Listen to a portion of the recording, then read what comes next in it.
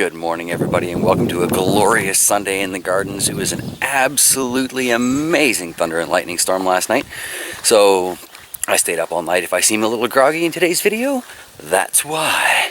I figured this time we would start at the dirt garden, take a look at things, and work our way around, finish off with the aquaponics for a change. Alright, let's get started. Here's a look at the original corn patch here. As you can see, I got the sled just full of grass because I'm planning on topping it up again, but look how well some of these things are doing. These beans are just loving life. This kale is getting pretty big. Very impressed with that. And then some of these root crops, the chard is definitely doing nicely. Those beets are kicking in. Those carrots are going just gangbusters over there. The cylinder beets are finally kicking in. And the radishes survived the ravaging of those bugs, so that's excellent. Still waiting on this square piece to like climb up the cage, but we'll see what happens there. These ones, on the other hand, going nuts. 4 rows of corn here seem to be doing great, and I've got I've got cucumbers coming up in all 3 of those plantings. So we will get to see if they're going to grow up the corn or not. That should be quite interesting. Moving over to the first pepper patch here. These guys are starting to get a little bit more noticeable in their growth. It's easier for me to see than the camera, but that eggplant way over there that I thought for sure was going to die seems to be making it. There's that sage that I transplanted in there. Got a couple of St. Thomas Baines along the way, and a few different assorted peppers. I really should come out here and make a proper list. That Fatale in the back corner there is doing quite nicely since it's transplant though. Over here in the tomato patch, I've got most of those Cherokee transplants seem to be doing okay. I may have lost the 2 on the end here, but these ones still struggling along. There's that blood ripple from Rob Bob, looking fabulous. Seems like there's a couple more flower clusters on here since last time I updated it. So that is excellent. I'm really looking forward to trying these. And, a few of these other tomatoes are doing pretty darn good too. Still don't have any replacements popping up in the red pear tomatoes, but that's life. That one Brussels sprout I left in the back just boldly growing away. I don't belong, but I'm growing anyway. Check out the bunker garden. Is this thing filling up with green or what? Got another one of the Burgess squash. It's finally popping up here. The peas and the beans are doing fantastic, and that corn, wow, look at that corn. Doing incredibly well. Very pleased with that. Been a lot of heavy rains and wind and stuff lately, so the onions are all kind of getting beat down, but they're starting to form their little sets on the top here. Let's see if the camera will focus in on that. So each one of those little onion bulb looking things on the top actually have 4 or 5 of the little onion sets in them. So that's cool. Here's a look at those El Jefe peppers in the spruce garden. Of the seedlings that were put out at the seed leaf stage, these are the ones that seem to have survived that the best. Which is good, because I'm really looking forward to getting some more of those peppers, as these were the last of the seeds that I had. But just above it with the squash and the sunflowers there, clearly doing quite well. Clearly I need to weed out behind that too, but as long as the stuff in front is growing, I'm a happy camper. Here's another sunflower and squash combo. Again, looking great. Over here at the windmill garden, most of these peppers seem to be surviving. Lost 1 or 2, but really, it's not too bad. So, basically this year has been learning about when I can and cannot transplant things and how sturdy they need to be. And I'm not getting the size of pepper harvest that I was maybe hoping for, but with what I'm learning this year, next year should be pretty fabulous. Still no flowers on whatever that is, but still pretty enough to stay. Honeyberry showing up a little bit better in this particular light. It's looking a little rough after its transplant, but I try and keep watering it, and I don't think it's going to die on me. It's just suffering a little bit of shock there. There's that Borealis Hascat berry. This thing's looking great. I don't think it cares at all about having been transplanted. But in between them, we tore down that metal archway that was out front, and we're going to kind of plunk that in between the bushes as our gateway to the good life, aka the garden. So that'll be fun. I'm going to do some painting on this and clean it up and touch it up and make it look pretty. Aside from that one bit in the center, red currant is looking just fabulous. That should be quite nice. It grows up a little bit more, okay, a lot more, but still, should be quite nice. Still haven't gotten the gojies out of their buckets yet. It's the story of their life, really. Poor gojies. But we have definitely decided they're going over here somewhere. Got the black lace elderberry bush here. We're hoping when this grows up it'll provide a little shade for the tote, help prevent algae growth and stuff in there. Tote's looking nice and full after last night's thunderstorm. Here's that smoky Saskatoon we brought with us from Penticton. It seems to be doing pretty darn well. Pleased with that. No real signs of fruit, but the birds may have already gotten them, so one never knows. Then on the other side of the tree here, we've got the gooseberries.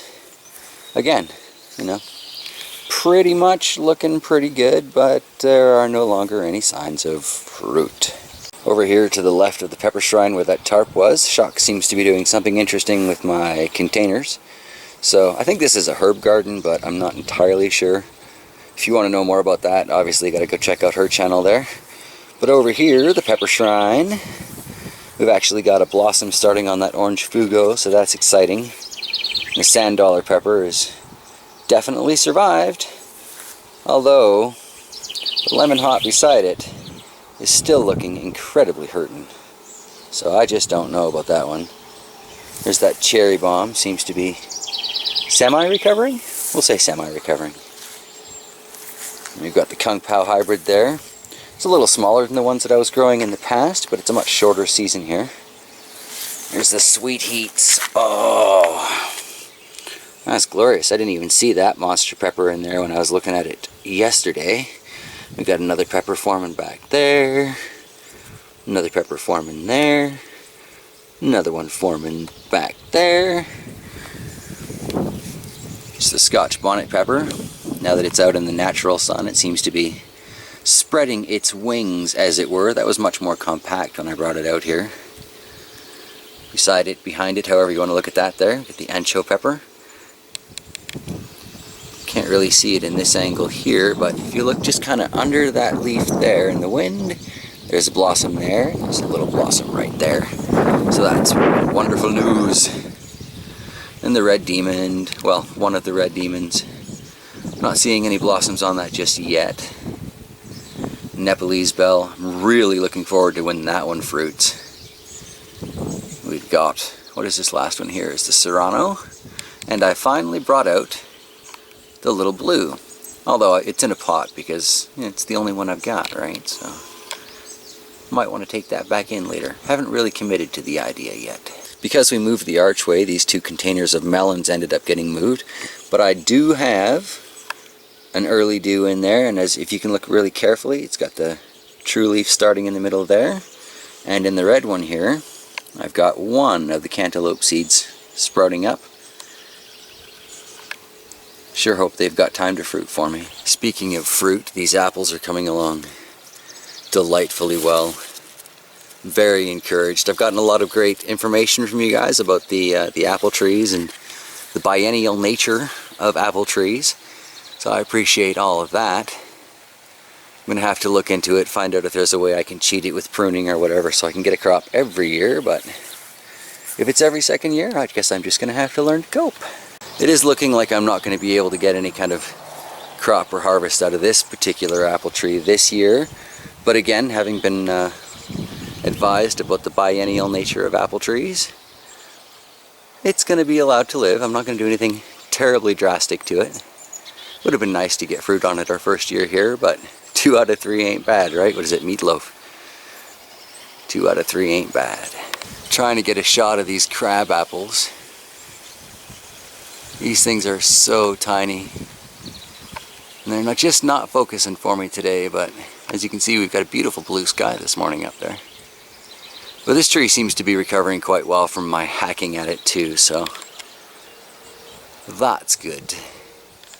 I do love crab apples. These things will just, oh, they twist your face right up. These things are so sour and tart. Delightful. Always loved crab apples though. One of my earliest memories as a kid is playing in the crabapple tree by the river, so that's probably got something to do with it. Here's the nicest looking of those cherry bush cuttings that we were given. And it's really not looking great, but at the same time, this might be new growth, so I'm not giving up on it entirely. But on the upside, I found these growing on the other side of the property as well. While mowing the lawn yesterday, I bumped into these. So, that, certainly a lot of opportunity to find out just what kind of fruit these suckers have on them. And they are quite abundant with whatever it is. Practically overloaded. So I'm sure hoping it's a human edible thing. Anywho, shall we go check on the Ponix? Got a cutting from the apple tree. This is from this year's growth. So as I understand it, that is considered a softwood cutting. And I'm just kind of trying to keep it alive right now until the pop bottles are emptied of those habaneros, and then I'm going to do a little something something in there. But here's the shard that I liberated from the soil garden. Not quite as big as its counterparts out there. Still kind of struggling to rebuild its roots since I rather rudely pulled it up. There's that one kale that I was really hoping would come back, but I don't think it's going to happen. The other kale looking alright. Malabar spinach cutting. Looking a little limp there, buddy. We got that tangerine dream, kind of a sweeter pepper. Its color's still looking okay. Nothing too thrilling going on there. You got the two seeds. Nothing really popping up there yet. I thought I saw root tails forming in the broadleaf sage, but I'm not betting anything on it yet. I did finally get in the last board, so now I have my 10 spots. And I've got 2 cuttings from that Blood Ripple tomato from Rob. And I pulled a corn out just to see how it does. Now, it's looking a little bit wilty, in my opinion. So, I don't know if that's the pH level, root damage, bad light. Could be a lot of things I desperately need to rearrange in here. But, you know, it's a work in progress. After all, I'd spent several years fine-tuning that previous aquaponic garden that I had. And it had a lot of advantages over this one. It had natural light, it had a considerably longer growing season. I mean, February to November is a pretty decent growing season, right? And as you guys know from watching my channel, that's pretty much how long I had out there. Not so much out here, right? Like I got June 1st till now is my growing season. October, it's like the end of October, we got our first snow last year, so that's not a huge season. And really, the fact that it doesn't get any natural sunlight here is really not helping my aquaponic system at all. Keeping the algae levels down, I grant you, but not helping get the plants up, you know? A little look at the fish. They all seem pretty content, which is amazing considering everything that's been going on, and I still haven't been able to really significantly lower the pH. I've been thinking about maybe putting some black tea in here though. It's natural and it's slightly acidic. So, I don't know. Maybe you more chemistry-minded individuals can let me know if that's a good idea, a horribly bad idea.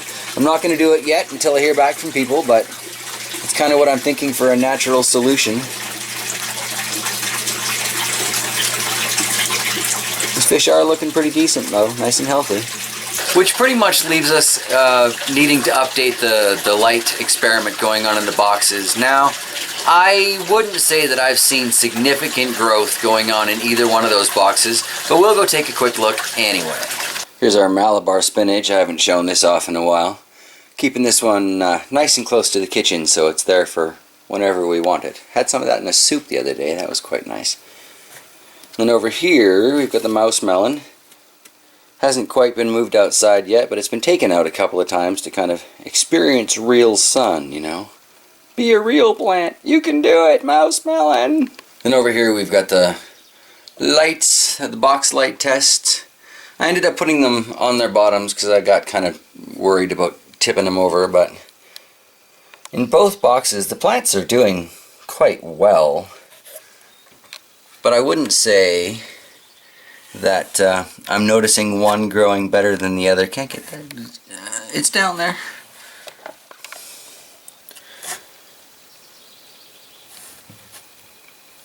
Nice broad looking leaves forming though. So I may let my pepper starts grow like this in the future.